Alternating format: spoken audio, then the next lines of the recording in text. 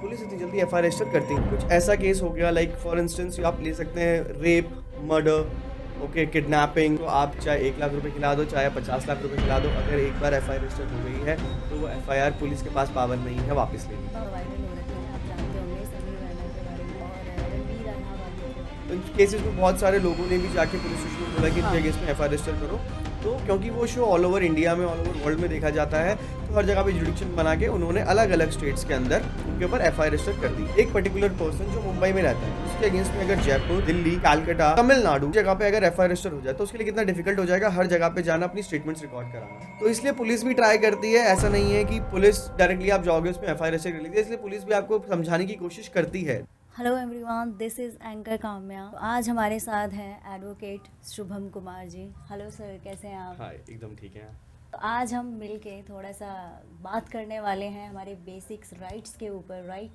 तो सबसे पहले आप सबको बता दीजिए, हमारे जो ऑडियंस है वो जानना चाहते हैं कि एफआईआर का मतलब क्या होता है। बेसिकली एफआईआर होता क्या है? अगर कोई एफआईआर दर्ज कराना चाहता है तो उसके लिए क्या करना पड़ता है?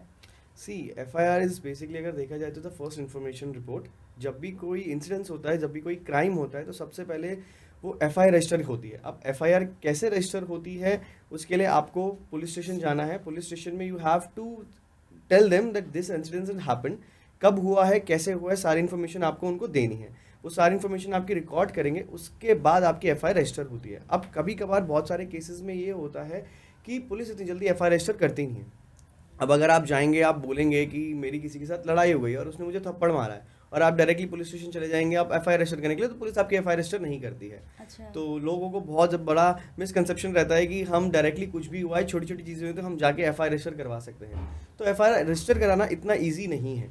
अगर आपको एफआईआर रजिस्टर करानी है तो there is a procedure, there is a thing you have, police has to investigate each and every point. आप पहले कंप्लेंट देंगे, कंप्लेंट में पुलिस, अगर आपने जिसके अगेंस्ट में कंप्लेंट दी है, पहले उसको पुलिस स्टेशन बुलाया जाएगा, आप दोनों को बिठाया जाएगा, इन्वेस्टिगेशन की जाएगी, पूछताछ होगी। पूछताछ करने के बाद अगर पुलिस को लगता है there is a basis in this complaint, कुछ बेस है, तभी पुलिस उसमें एफआईआर रजिस्टर करती है। Otherwise they try to settle this matter, कि अगर उनको लगता है कि अगर ये मैटर सेटल हो सकता है तो वो आउट ऑफ द कोर्ट उसको सेटल कर लेते हैं, करवा देते हैं। बट अगर उनको लगता है कि नहीं, कुछ ऐसा केस हो गया लाइक फॉर इंस्टेंस आप ले सकते हैं रेप, मर्डर, ओके, किडनैपिंग, या हाफ मर्डर नहीं कहते हैं, अटेम्प्ट टू मर्डर, बेसिकली बहुत लोगों को हाफ मर्डर कहते हैं उसको। अटेम्प्ट टू मर्डर हो गया, किसी ने किसी को स्टैप कर दिया या बहुत बुरी तरह से इंजरी हो गई है, ऐसे केसेस में जब पुलिस देखती है कि हाँ there is a sufficient evidence against the person, against the accused, और उसमें एफआईआर रजिस्टर करना बहुत ज़्यादा ज़रूरी है, पुलिस उसमें सडनली एकदम से एफआईआर रजिस्टर कर लेती है। बट जिस केसेस में उन्हें लगता है कि हाँ ये चीज़ को हम मैटर को सुलझा सकते हैं, कि दोनों पार्टीज को बिठा के चीज़ सेटल हो सकती बिना है किसी एफआईआर बिना किसी एफआईआर के, क्योंकि अगर एक बार एफआईआर रजिस्टर हो गई तो वो बहुत बड़ा प्रोसीजर होता है उसके आगे। ऐसा नहीं है कि आपने सिर्फ एफआईआर कर दिया और 2 दिन बाद आप जाके बोलें कि नहीं मेरा सेटलमेंट हो गया, मुझे एफआईआर वापस लेनी है। बिकॉज अगर एक बार एफआईआर रजिस्टर हो गई देन इट कैन बी इधर क्वैश बाय हाई कोर्ट, और पुलिस को अपनी पूरी इन्वेस्टिगेशन खत्म करने के बाद एक फाइनल रिपोर्ट कोर्ट में लगानी होती है कि इन पार्टीज का बीच में सेटल हो गया है। तो वो फिर से पूरा प्रोसीजर होता है कि अगर एक बार डायरी एंट्री हो गई है उस एफआईआर की, देन आपको police is answerable to the court कि इस एफआईआर नंबर में क्या इन्वेस्टिगेशन चल रही है। कोर्ट उनसे सब कुछ पूछता है कि आप मुझे बताओ कि इस एफआईआर में क्या हुआ, आपने क्या इन्वेस्टिगेशन करी, और अगर आपने कोई इन्वेस्टिगेशन नहीं करी तो क्यों नहीं करी। तो so the police is now answerable to the court that why this FIR has been not registered और why this FIR has been investigation not been done in this FIR. मतलब अगर एफआईआर अगर आप करने जा रहे हो तो इतना इजी भी नहीं है। एग्जैक्टली। और अगर एक बार हो जाए तो उसको क्लोज करना भी इतना इजी नहीं है, राइट? Exactly. लॉन्ग प्रोसीजर हो जाएगा उसके इट्स बाद। A very long procedure. और एफआईआर अगर आप एफआईआर करवा देते हैं, एफआईआर के बाद आपको लगता है कि in between, for instance police के पास एक पर्टिकुलर टाइम होता है 60 to 90 डेज का to file and chargesheet in the court. अब चार्जशीट क्या होती है? जब आप एक एफआईआर रजिस्टर करते हैं, एफआईआर रजिस्टर करने के बाद एफआईआर के लिए जाते हैं, पुलिस आपकी एफआईआर रजिस्टर कर लेती है। नाउ पुलिस उसमें इन्वेस्टिगेशन करती है। इन्वेस्टिगेशन में वो दोनों पार्टीज को बुलाती हैं, उनसे इन्वेस्टिगेशन की जाती है, विटनेसेस देखे जाते हैं कि इसके अंदर कितने विटनेसेस हैं, जो आप कह सकते हैं कि जब ये इंसिडेंस हुआ तो वहाँ आस पड़ोस में कौन था, कैमरेज थे या नहीं थे, आस पड़ोस में जो भी लोग हैं उनकी स्टेटमेंट रिकॉर्ड करी जाती है कि जब ये इंसिडेंस हुआ आपने ये चीज़ देखी थी। जो रिलेटिव्स हो गए, फ्रेंड्स हो गए, एक्यूज्ड के, विक्टिम के, सबकी स्टेटमेंट्स रिकॉर्ड करके जितना भी एविडेंस मिलता है उसको पुलिस एक चार्जशीट बना के कोर्ट के अंदर फाइल करती है कि हमने इस के अंदर, जैसे आप मानो कि मर्डर हुआ है, तो उस मर्डर में वो मर्डर कब हुआ, ठीक है, उस मर्डर की जब जहाँ पे हुआ वहाँ पे आसपास में लोग कौन थे, कौन खड़े थे, किन्होंने आई विटनेस किया उस चीज़ को, ठीक है, टाइम कितना था, वहाँ कोई आसपास सीसीटीवी फुटेज था, अगर फुटेज था तो फुटेज भी लगेगी। तो वो पूरी फाइली कंपाइलेशन बन के आप, पुलिस जो होती है वो चार्जशीट फाइल करती है, उसके बाद एक ट्रायल शुरू होता है एक्यूज के अगेंस्ट में जिसने वो किया है। Till the time if that person has been arrested, तो वो कोर्ट पुलिस की कस्टडी में रहेगा, जुडिशियल कस्टडी में रहेगा। उसके बाद उसको हर डेट पे उसको कोर्ट में एक बार पेश किया जाएगा जब जब डेट लगेगी, और उनसे जो ट्रायल चलेगा, चार्जेस होंगी, तो एक पूरा प्रोसीजर होता है वो फॉलो होता है उसके बाद। तो ऐसा नहीं होता है कि आपने chargesheet file, police FIR file करने के बाद आप सडनली जाओ और बोलो कि मुझे इसको वापस लेनी है। It can either be quash by high court, आपको हाई कोर्ट जाना पड़ेगा, आपको हाई कोर्ट में एक रीजनेबल आंसर देना पड़ेगा कि क्यों ये एफआईआर जो मेरे अगेंस्ट में हुई है इसको क्वैश हो जाना चाहिए, ये सही नहीं है, ये फॉल्स सिनेरियोज में हुई है।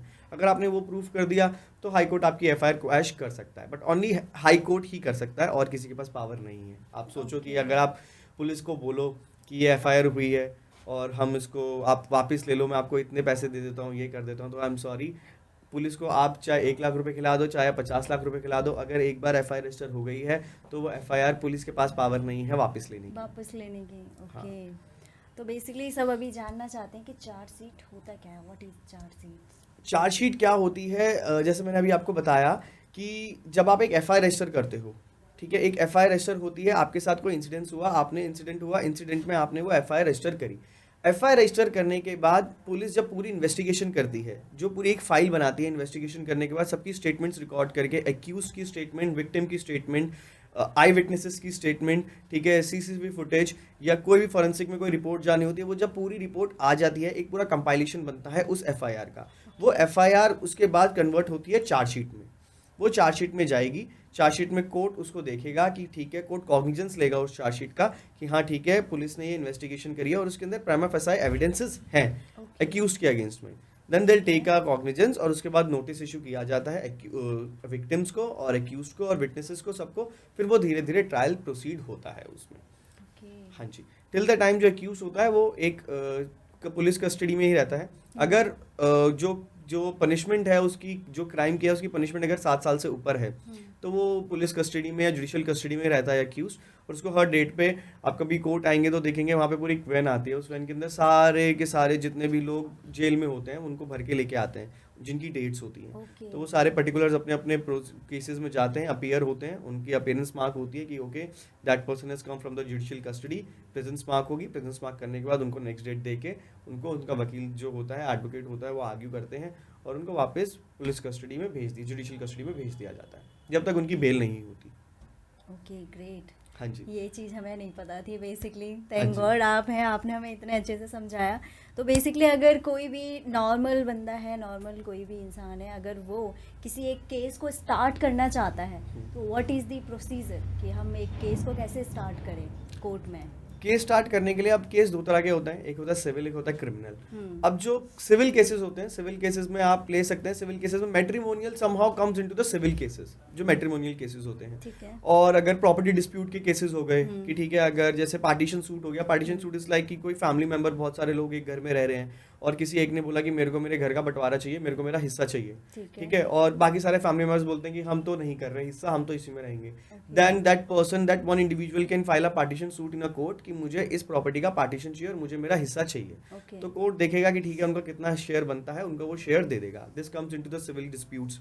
सिविल डिस्प्यूट्स में आप प्रॉपर्टी न्यूसेंस हो गया, आप इस प्रेमिसेस में रह रहे हैं और आपको लग रहा है कि आपके सामने बहुत ज़्यादा शोर शराबा हो रहा है और कोई तंग कर रहा है, और या कोई कंस्ट्रक्शन चल रही है जिसकी वजह से आपने उनको समझा दिया बट फिर भी वो नहीं कर रहे हैं, उसके लिए आप कोर्ट जा सकते हैं कि ये जो न्यूसेंस हो रहा है जिसकी वजह से मुझे बहुत ज़्यादा प्रॉब्लम हो रही है। जैसे हमारे को, जब हम लॉ कॉलेज में थे तो हमें एक टॉट में एक एग्जाम्पल के थ्रू, एक केस के थ्रू हमें एक समझाया जाता था कि एक घर था जहाँ पे पूरी फैमिली रहती थी, तो उनकी जहाँ किचन थी, सामने वालों ने जब घर कंस्ट्रक्ट किया तो उस घर के बिल्कुल सामने ही उन्होंने वॉशरूम बना दिया।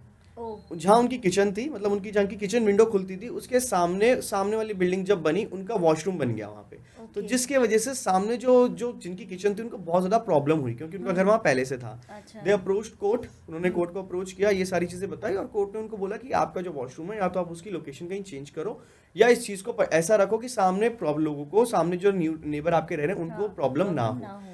तो न्यूसेंस के ऐसे केसेस में सिविल डिस्प्यूट होता है। अब सिविल केसेस में क्या होता है, आप डायरेक्टली सिविल सूट्स में हमारा क्रिमिनल प्रोसीजर कोड है, उसके अंदर पूरे के पूरे ऑर्डर्स हैं, सेक्शंस हैं, उस पर्टिकुलर सेक्शन के अंदर आप कोर्ट के अंदर, सिविल कोर्ट के अंदर आप केस फाइल कर सकते हैं। आप जाएं कोर्ट के अंदर, कोर्ट पूरी आप पिटिशन फाइल करेंगे, आप जो पार्टीज जिनको बनाना है उनको पार्टी बनाएंगे, कोर्ट नोटिस इशू करेगा, that person will come to the court, वो अपना रिप्लाई फाइल करेगा कि ठीक है, जो आपने एलिगेशंस लगाए हैं, जो आपने बोला है, उसके अगेंस्ट में दूसरी पार्टी को क्या कहना है, वो अपना जवाब देंगे। उसके बाद वो केस चलता है, फिर जो भी डिक्री होती है वो आपके फेवर में पास हो जाती है। अगर कोर्ट को लगता है कि आपके पास रीजनेबल केस है, आप सही हो, इस कोर्ट में आए हो, वो आपके फेवर में केस को डिसाइड कर देते हैं। अब ये हो गया सिविल केस की बात। अगर हम क्रिमिनल केस की बात करें तो क्रिमिनल केस में ऐसा नहीं होता कि आप डायरेक्टली कोर्ट में जाके क्रिमिनल केस स्टार्ट नहीं कर सकते। क्रिमिनल केस जो स्टार्ट होता है वो एक एफआईआर से स्टार्ट होता है। आप एक एफआईआर करते हैं, एक पुलिस जो होती है वो पुलिस के थ्रू ही होता है क्रिमिनल केस। आपके साथ कोई क्राइम हुआ, आपको पुलिस स्टेशन गए, आपने पुलिस स्टेशन में एफआईआर करी, एफआईआर हो गई, पुलिस चार्जशीट फाइल करेगी, चार्जशीट कोर्ट में जाएगी, पूरा ट्रायल शुरू हो जाएगा। That is the thing. Now बहुत सारे केसेस में ऐसा होता है कि पुलिस एफआईआर रजिस्टर नहीं करती। फॉर इंस्टेंस अगर आप बोलेंगे कि मेरे साथ किसी ने चीट किया, चीट इन द सेंस कि आपने किसी को पैसे दिए, ठीक है, कोई प्रॉपर्टी खरीदने के लिए, और उसने आपको बिल्डर फॉर इंस्टेंस बिल्डर को आपने पैसे दिए प्रॉपर्टी खरीदने के लिए, और बिल्डर ने आपको प्रॉपर्टी भी नहीं दी और आपके पैसे लेके भी भाग गया। अब आप अगर इस केस में पुलिस स्टेशन जाएंगे और पुलिस को बोलेंगे मेरी एफआईआर रजिस्टर करो, तो पुलिस इसमें एफआईआर इतनी जल्दी रजिस्टर नहीं करेगी। अच्छा, क्यों? हाँ, क्योंकि पुलिस को लगता है कि इज अ सिविल डिस्प्यूट, आप रिकवरी में जाओ। क्योंकि इसमें आपने जिसको पैसे दिए हैं वो उसने आपको पैसे लेके भाग गया, बट क्या सबूत है कि आपने उसको पैसे कितने दिए हैं, कैश में दिए हैं, किस में दिए हैं, किस बेसिस पे दिए हैं। हो सकता है आपने उसको एक फ्रेंडली लोन दिया हो और वो अब आपको वापस नहीं कर रहा, तो आप कह रहे हो उसके अगेंस्ट में कंप्लेन करो। तो एक ये चीज़ होती है। तो पुलिस इसमें कभी भी एफआईआर नहीं करती है। इसके लिए हमारे क्रिमिनल प्रोसीजर कोड में एक अलग से प्रोविजन है 156(3) का, जो कि अब बीएनएसएस में 175(3) हो गया। लॉज अब चेंज हो गए हैं, नाम चेंज हो गए हैं। पहले जो क्रिमिनल प्रोसीजर था वो भारतीय न्याय संहिता, इन सब चीज़ में चेंज हो गया है, नाम चेंज हो गए हैं। तो हमारे क्रिमिनल प्रोसीजर कोड में अब 175(3) का क्लॉज है, जिसमें अगर पुलिस आपकी एफआईआर रजिस्टर नहीं करती है, you can directly approach to the court. आप कोर्ट को बोलेंगे कि हमारी ये कंप्लेंट थी, हमने पुलिस को ये कंप्लेंट दी और पुलिस इसमें हमारी एफआईआर रजिस्टर नहीं कर रही है, तो हम कोर्ट से चाहते हैं कि इसमें पुलिस को इंस्ट्रक्ट किया जाए, डायरेक्ट किया जाए कि आप इसमें एफआईआर रजिस्टर करो। तो कोर्ट उसमें देखेगा, कोर्ट को लगेगा कि अगर प्राइमा फेसाई केस बनता है तो कोर्ट पहले पुलिस से पूछेगी कि आपने इसके अंदर एफआईआर रजिस्टर क्यों नहीं करी। जब कोर्ट आपको बता देगा, पुलिस आपको बता देगी कि ये रीज़न था इसलिए हमने नहीं करी, तो कोर्ट आपको बोलेगा आप अपना एविडेंस पेश करो। हमें अपना एविडेंस देना होगा कोर्ट के अंदर। एविडेंस देने के बाद कोर्ट को लगेगा कि हाँ ठीक है, this a perfect case, police should register an FIR. Court police को बोलेगा आप इस केस के अंदर रजिस्टर करो, पुलिस को उस केस के अंदर एफआईआर रजिस्टर करनी पड़ेगी। तो आप क्रिमिनल केस बस इसके थ्रू आप चला सकते हैं कोर्ट के अंदर, अगर पुलिस आपकी एफआईआर रजिस्टर नहीं कर रही है तो ये एक ऑप्शन है क्रिमिनल में। सिविल में you can approach to the court any time if you have any grievances against any person, you can directly approach to the court, register a case against them and get a relief from the court. But it's a time consuming thing. लोगों को लगता है कि क्यों court के पछड़े में पड़ना, बहुत लंबा टाइम लगता है, वकीलों की फीस देना, ये सारी चीज़ें। तो true, it is a most consuming, time consuming thing. People will, court will take time, because एक दिन में जजेस के पास 50 केसेस लगे होते हैं, एंड 50 केसेस को एक दिन के अंदर डील करना it not easy for the जज एज वेल। सो जहाँ वो बैठे हैं, जिस स्टेज पे बैठे हैं वो, क्योंकि if we say for an advocate this is just an another case, but for the जज and for that particular person this is his life, someone is dealing for his life. आप किसी की life की चीज़ों के लिए आप कुछ डिसीजन ले रहे हो, that's why things take time. दूसरी पार्टी को प्रॉपर अपॉर्चुनिटी मिलती है कि हो सकता है कोई गलत तरीके से कोर्ट में आ गया और उन्होंने आपके अगेंस्ट में कोई कंप्लेन कर दी या कोई केस फाइल कर दिया और आपको लगता है कि आपसे रिवेंज लेने के लिए किया है, तो कोर्ट को वो भी देखना होता है कि this is just a revenge और they are literally seeking justice from the court. Because आज के टाइम पे मोस्टली लड़ाई जो है वो ईगो की है। लोग कोर्ट में जस्टिस के लिए नहीं आ रहे हैं, लोग कोर्ट में ईगो के लिए आ रहे हैं, क्योंकि वहाँ ईगो क्लैश होता है। क्योंकि मेरे को इससे बदला लेना है, इसने मेरे साथ ऐसे किया, now I will see you in a court. Agree, totally agree with you. या तो कोर्ट्स के अंदर ये रिवेंज, तो इसलिए जजेस को टाइम लगता है डिसाइड करने में कि that person is coming in a court to seek justice और he is just coming here for take a revenge against that person. तो वो कोर्ट वहाँ डिसाइड करता है। तो इसलिए पूरी अपॉर्चुनिटी दूसरी पार्टी को भी दी जाती है कि आप अपना केस सामने रखो, आप अपने एविडेंस सामने रखो, उसके बाद we will decide that how we have to proceed in this case. So उसके बाद एक जज जो होता है वो डिसाइड करता है कि हमें उस केस के अंदर क्या डिसीजन लेना है। तो वो जो डिसीजन आता है, उस डिसीजन के बाद एक फाइनल डिग्री पास होती है कि ठीक है कि आपने जो किया है या आपने जो सिविल केस फाइल किया है उस केस के अंदर आपके फेवर में गया या आपके अगेंस्ट में गया। तो litigation, it's all about the litigation. आप चाहें तो उसको 20 साल तक भी खींच सकते हैं, लोगों के केसेस चलते हैं 20-20, 25-25 साल तक केसेस चलते चलते हैं, हाँ हैं। हाँ। और जब तक वो सिविल डिस्प्यूट लंबे चलते हैं, क्योंकि क्या होता है कि अगर डिस्ट्रिक्ट कोर्ट ने आपके अगेंस्ट में कोई ऑर्डर कर दिया तो आप लोग हाई कोर्ट जाएंगे, देन हाई कोर्ट में वो केस चलेगा कम से कम 4-5 साल। फिर हाई कोर्ट में अगर आपके अगेंस्ट में आया तो आप फिर सुप्रीम कोर्ट जाएंगे, तो सुप्रीम कोर्ट में फिर केस चलता है। तो एक प्रोसेस है पूरा, आरआई की है जो पूरी नीचे से लेके ऊपर तक जाती है। तो उसके लिए आपको थोड़ा सा टाइम कंज्यूमिंग तो है। आप चाहें तो लिटिगेशन को आप बहुत लंबा खींच सकते हैं, बट अगर आप चाहें अपना ईगो सेटिस्फाई ना करना हो और जस्टिस के लिए लड़ रहे हैं तो आप उसको नीचे ही कोर्ट में ख़त्म कर सकते हैं। सर वेल एक्सप्लेन, बहुत अच्छा आपने एक्सप्लेन किया। तो यहाँ पे अभी रिसेंटली एक केस आपने भी सुना होगा, सोशल मीडिया पे बहुत ज़्यादा वायरल हो रखा है, आप जानते होंगे समीर रैना के बारे में, राइट, और रणवीर अलाहाबादिया के बारे में, राइट। तो उन्होंने एक शो पे, आपको पता है क्या हुआ क्या नहीं हुआ, देन उसके बाद उनके ऊपर एक केस फाइल हुआ, देन बहुत ही जल्दी एक्शन लिया गया। तो इज़ इट पॉसिबल कि हम इतनी जल्दी एक्शन ले सकते हैं? उनके जो केसेस में हुआ है, उन्होंने जो एक रिमार्क बोला था एक शो के अंदर, उसके वजह से अलग अलग लोगों ने अलग अलग पुलिस स्टेशंस में उनके अगेंस्ट में एफआईआर करी है। तो it's totally all are criminal cases, nothing is a civil case against him. जो क्रिमिनल केसेस हैं, क्रिमिनल केसेस में अगर पुलिस को भी लगता है कॉग्निजेंस लेना है तो पुलिस खुद से भी कॉग्निजेंस लेके एक एफआईआर रजिस्टर कर सकती है। क्योंकि अगर इसके अंदर एक प्रोसीजर रहता है कि अगर पुलिस को लगता है कि मेरे सामने कोई कुछ हुआ है, कुछ इंसिडेंट्स, कोई क्राइम हुआ है, तो पुलिस खुद सो मोटो उसको कॉग्निजेंस लेके एक एफआईआर रजिस्टर कर लेती है उसमें। तो ऐसा नहीं होता इंडिविजुअल खुद ही, ऐसा नहीं होता कि कोई वहाँ आएगा बोलेगा हमारी एफआईआर रजिस्टर करो तभी होता है। अच्छा। उन केसेस में बहुत सारे लोगों ने भी जाके पुलिस स्टेशन में बोला कि इनके हाँ। अगेंस्ट में एफआईआर रजिस्टर करो। तो क्योंकि वो शो ऑल ओवर इंडिया में, ऑल ओवर वर्ल्ड में देखा जाता है, तो हर जगह पे जुडिक्शन बना के उन्होंने अलग अलग स्टेट्स के अंदर उनके ऊपर एफआईआर रजिस्टर कर दी। अब ऐसा नहीं है कि उनके केस में बहुत जल्दी जल्दी सुनवाई हुई है, जब अलग अलग स्टेट्स के अंदर डिफरेंट एफआईआर रजिस्टर हो जाती है। अब एफआईआर रजिस्टर होगी तो जैसा मैंने बोला कि चार्जशीट फाइल करनी है पुलिस को, एफआईआर रजिस्टर हो गई, पुलिस ने एक एफआईआर दर्ज कर ली। अब पुलिस को उस एफआईआर नंबर के अंदर चार्जशीट फाइल करनी है, कोर्ट को देना है कि हमने इसके अंदर क्या इन्वेस्टिगेशन करी। तो उसके लिए उनको एक्यूज की प्रेजेंस बहुत ज़्यादा नेसेसरी है कि एक्यूज आए, उसमें इन्वेस्टिगेशन दे, अपने स्टेटमेंट्स रिकॉर्ड कराए, उसके बाद पुलिस उसमें इन्वेस्टिगेशन करेगी और चार्जशीट फाइल करेगी।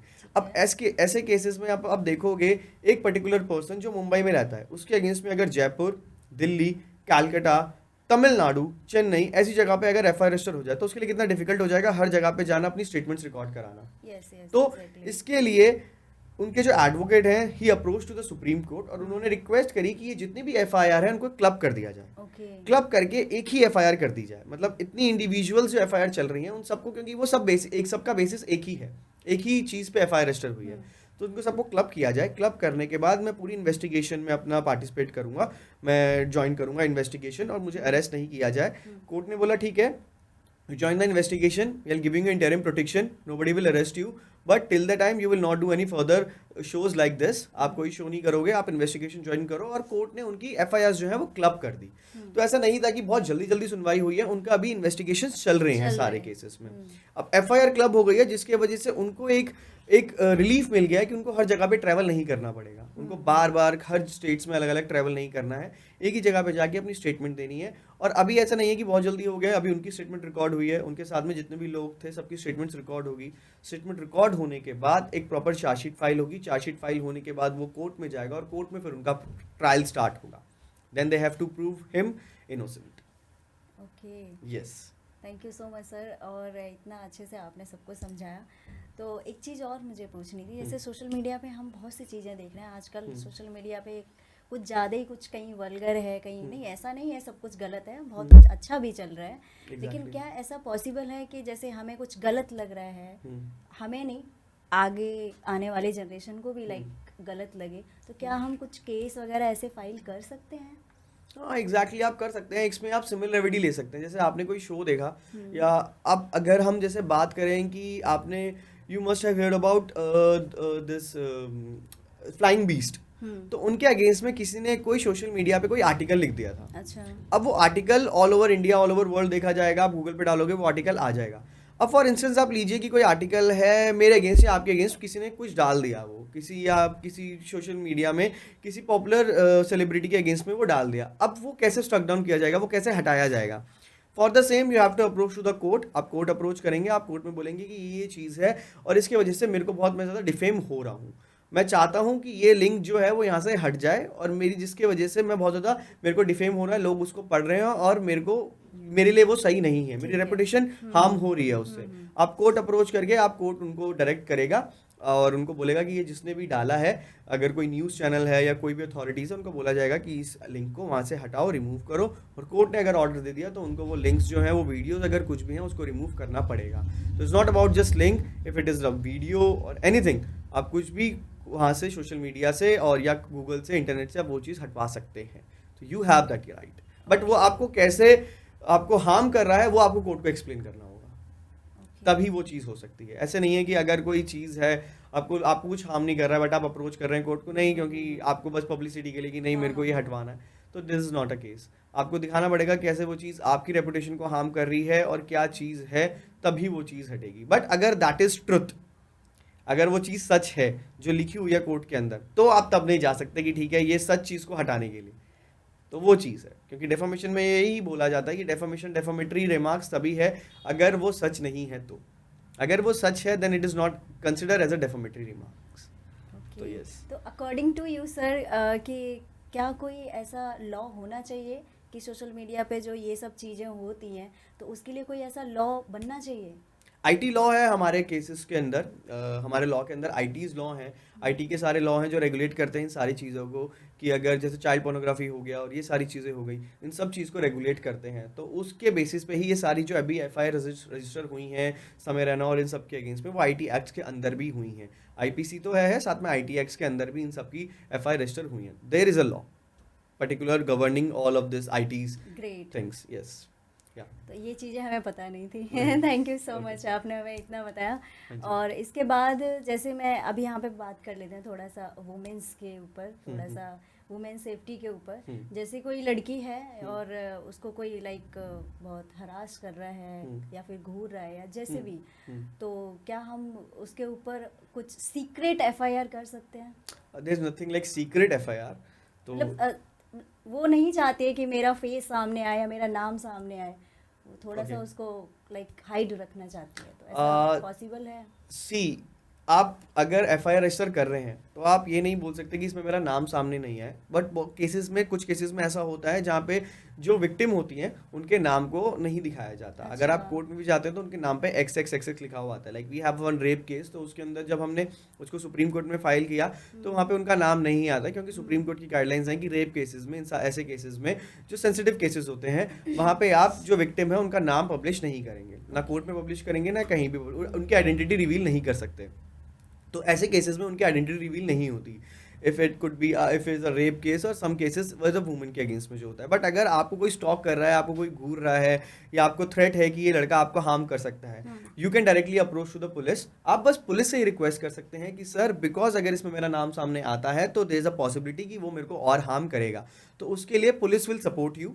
आप पुलिस के पास जाएंगे, आप उनको बोलेंगे, बट आपको उस चीज़ में दिखाना होगा कि कब, किस इंसिडेंस में वो जो इंसान है आपको मिल सकता है, क्योंकि ताकि पुलिस के पास इजीली ऑप्शन अवेलेबल हो कि वो उसको कैप्चर पकड़ सके। इधर if you have his phone number, अगर वो आपको फेसबुक पे या टेक्स्ट पे, कॉल पे हैरेस कर रहा है, आप डायरेक्टली पुलिस को नंबर दे दीजिए, पुलिस उसको ट्रेस करेगी and they will register FIR clue against. के लिए। क्लू के लिए कि एक बार हम उसको बुलाएं, उसको एक बार, क्या होता है ऐसे केसेस में डायरेक्टली पुलिस भी नहीं चाहती है, क्योंकि ये जो सारी चीज़ें हैं मोस्टली वो लोग करते हैं जो इतने मैच्योर नहीं होते हैं, अगर मैं आपको जेन्युइनली बताऊं तो। और उन लोगों को रेपरकशंस नहीं पता होता कि अगर एक एफआईआर हो गई तो आगे जाके उनके फ्यूचर में वो कितना हार्म करेगा। एग्जैक्टली, पूरी लाइफ। एग्जैक्टली, एक एफआईआर जो है वो आपकी पूरी लाइफ स्पॉइल कर सकती है। Exactly. कैसे स्पॉइल कर सकती है? जैसे वी हैव वन केस, उस केस में अगर मैं आपको एग्जांपल के थ्रू आपको बताऊं, तो हमारा क्लाइंट था, वो client when he did some crime, I think वो 3-4 फ्रेंड्स थे, उनकी किसी के साथ लड़ाई हो गई थी, मारपीट की थी, और वहाँ पे एफआईआर रजिस्टर हो गई। एफआईआर रजिस्टर हो गई, 3-4 लोगों के अगेंस्ट में एफआईआर रजिस्टर हुई। एफआईआर रजिस्टर होने के बाद when he was, I think 20 or 22 years of age at that time, जब एफआईआर रजिस्टर हुई, और जब वो 24 साल का हुआ, एफआईआर उन्होंने सेटलमेंट कर ली सामने वाली पार्टी से, कॉम्प्रोमाइज हो गया, वो एफआईआर हाई कोर्ट में जाके उन्होंने क्वैश करवा दिया, खत्म हो गई एफआईआर। बट क्योंकि वो एफ आई आर रजिस्टर थी, उसके बाद जब वो 24-25 साल का हुआ, 25 साल का हुआ, उसके बाद उसके पेरेंट्स ने बोला गवर्नमेंट जॉब के लिए अप्लाई करो। उसको लगा एफ आई आर थी, खत्म हो गई, जॉब मिल जाएगी। Start preparing for the army. उसने आर्मी के लिए प्रिपेयर करना स्टार्ट किया। उसने एग्जाम्स दिए आर्मी के, उसका आर्मी का पेपर निकल गया, एग्जाम निकल गया। He went for the interview भी क्लियर हो गया उसका। इंटरव्यू क्लियर होने के बाद क्या होता है, आपसे पूरी डिटेल्स मांगी जाती है जब आप ज्वाइनिंग करते हो। पीवीआर होता है, पुलिस वेरिफिकेशन रिपोर्ट। जब पुलिस वेरिफिकेशन रिपोर्ट में लिखा हुआ होता है is there any F I R registered against you, तो आप उसमें लिखोगे नहीं। अर्लियर कोई एफ आई आर रजिस्टर थी आपके अगेंस्ट में, आप लिखोगे हाँ। किस सेक्शन में थी, कब हुई थी, तो वो सारा आपको डिटेल्स में भरना होता है। उसने वो चीज़ ट्रुथफुली सारी चीजें लिख दी, फिल कर दी। और अगर वो फिल नहीं करता, फिल नहीं करता तो बाद में जाके वो चीज सामने आती तो उसको तब तो जॉब से निकाल ही देते। तब एक चीज आती थी कि आपने हाइड करा है। उसने वहां हाइड नहीं किया, उसने ये चीज अच्छी करी कि उसने हाइड नहीं किया, उसने सारी चीजें इन्फॉर्मेशन दे दी। अब उसके बाद आप जब अथॉरिटीज को देते हो, मिनिस्ट्री ऑफ डिफेंस को देते हो, तो मिनिस्ट्री ऑफ डिफेंस आपकी कंसर्न मैजिस्ट्रेट को एक रिपोर्ट भेजती है और बोलती है कि हमें इसका पूरा बैकग्राउंड चाहिए, ये इंसान कब से यहाँ रह रहा है, इसके अगेंस्ट में कोई कंप्लेंट तो नहीं है। वो सारी चीज़ें पुलिस आपको, एसडीएम जो होता है वो आपको रिपोर्ट देता है। तो उसके बाद सब कुछ हुआ, उसने सारे डॉक्यूमेंट्स दे दिए and he was waiting for his offer letter to join the academy. Now SDM से रिपोर्ट आ गई, एडवर्स रिपोर्ट्स आ गई और उसमें ये लिख दिया कि इस पर्सन के अगेंस्ट में एक एफआईआर रजिस्टर थी जो कि सो एंड सो में डेट पे क्वैश हो गई थी। Now the authority has to decide whether he wants to proceed to give him a job और नॉट। और इसके बेसिस पे उन्होंने जो क्या किया, उसको जॉब नहीं दी, उसको मना कर दिया जॉब देने से। उसको बोला कि I am sorry we can not give you a job because there is some FIR pending against you, register हो रखी थी इस केस के अंदर, तो हम आपको जॉब नहीं दे रहे। अब उसने उसके बेसिस पे कोर्ट में गया कि मैंने जब सारी चीज़ें मेंशन कर दी है, और वो एफआईआर अभी नहीं है, पहले थी, जो कि मेरे 4-5 साल पहले वो एफआईआर थी जो खत्म हो चुकी है, तो इस बेसिस पे मुझे क्यों जॉब नहीं दी जा रही। तो हम जो ऐसे सर्विस मैटर्स होते हैं वो सेंट्रल एडमिनिस्ट्रेशन ट्राइब्यूनल्स के पास जाते हैं। हमारे ट्राइब्यूनल्स अलग अलग बने हैं हर चीज़ के। तो ट्राइब्यूनल्स में गया, उस ट्राइब्यूनल में उसके अगेंस्ट में, उसके फेवर में ऑर्डर आया। जो सामने वाली पार्टी थी मिनिस्ट्री ऑफ डिफेंस, वो हाई कोर्ट चली गई, हाई कोर्ट में उनके मिनिस्ट्री ऑफ डिफेंस के एक फेवर में आ गया। Then he went to supreme court, supreme court में हमारे अगेंस्ट में आ गया, लड़के के अगेंस्ट में आ गया। देन वो फिर से हाई कोर्ट आया कि ये इस ऑर्डर को चैलेंज करने के लिए कि ये जो ऑर्डर हुआ है वो फिर वो उसके फेवर में आ गया।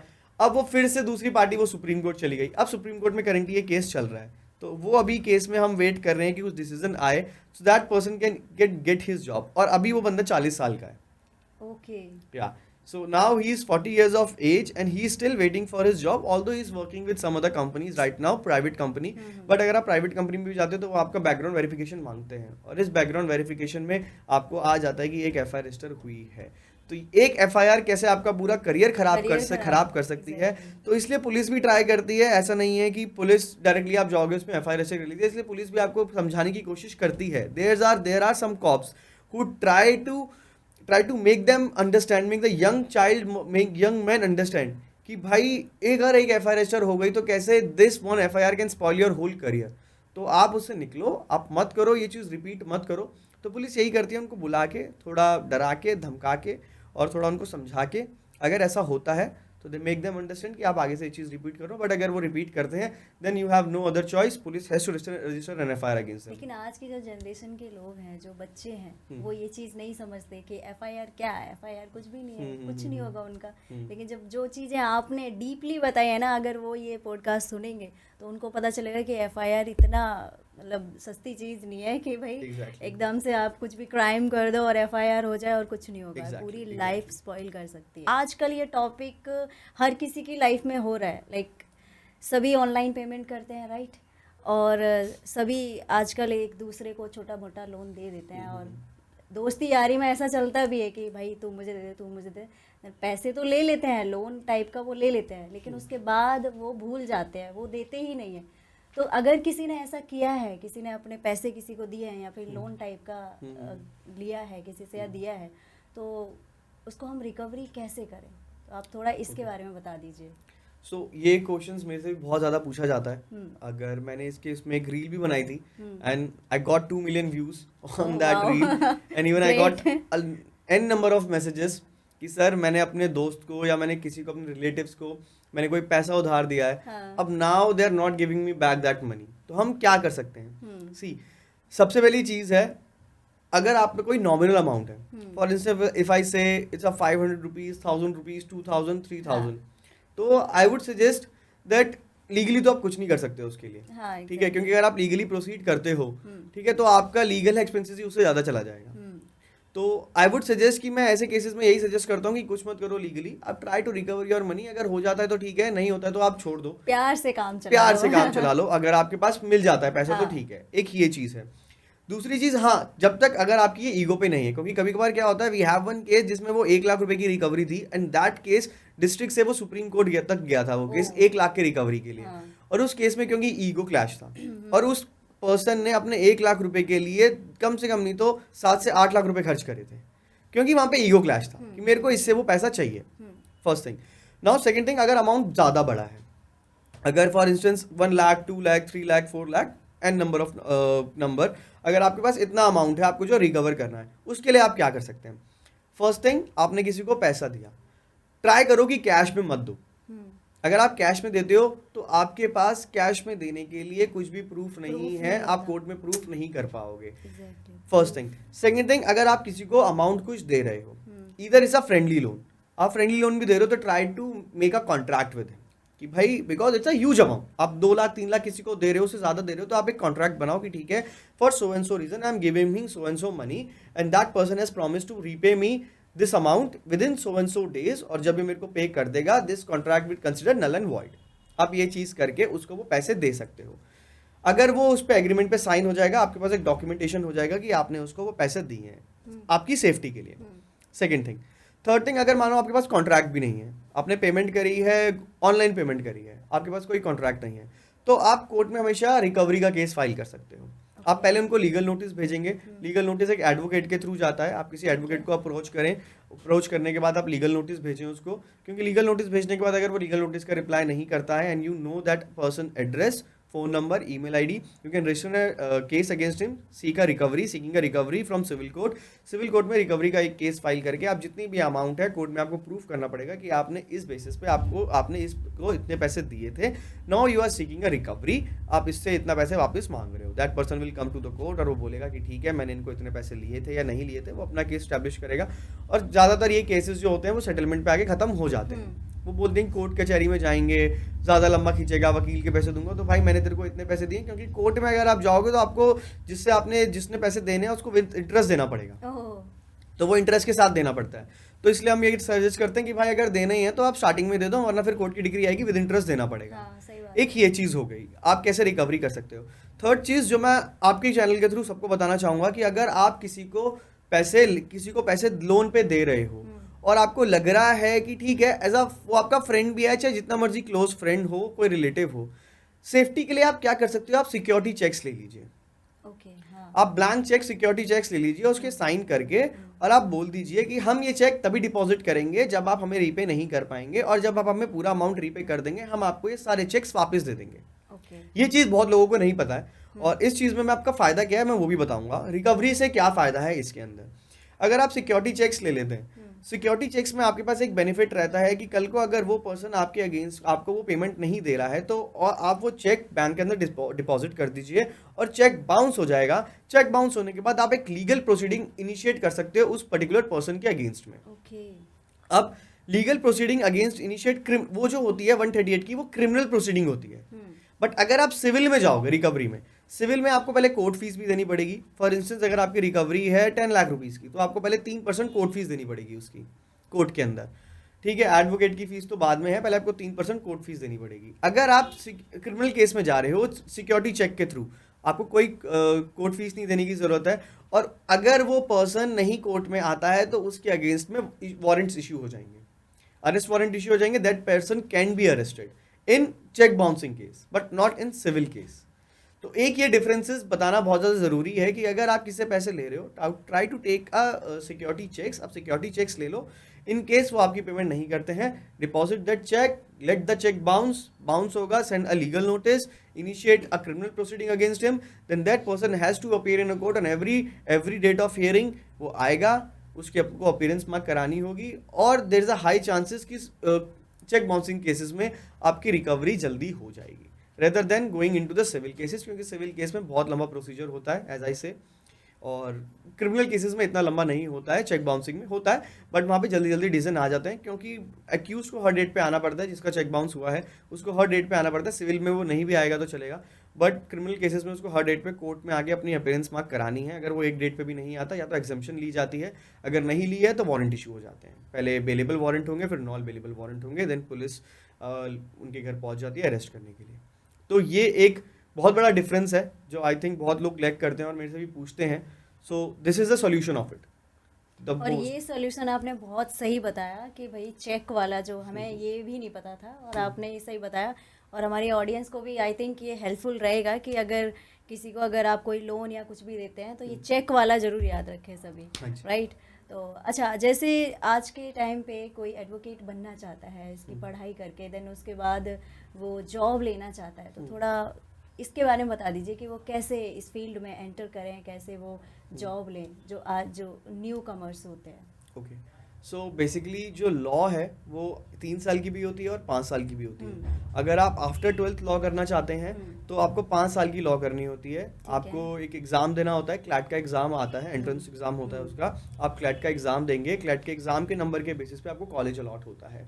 आपको NLU लेना है, या जो प्राइवेट कॉलेजेस होते हैं उनके प्राइवेट कॉलेजेस का अपना एक प्रोसीजर रहता है, अपना एक एंट्रेंस रहता है। आपको वो देके, हाँ, आप वो देके आप एडमिशन ले सकते हैं। तो after 12th you have to do study for 5 years for law. 5 साल आप लॉ करेंगे।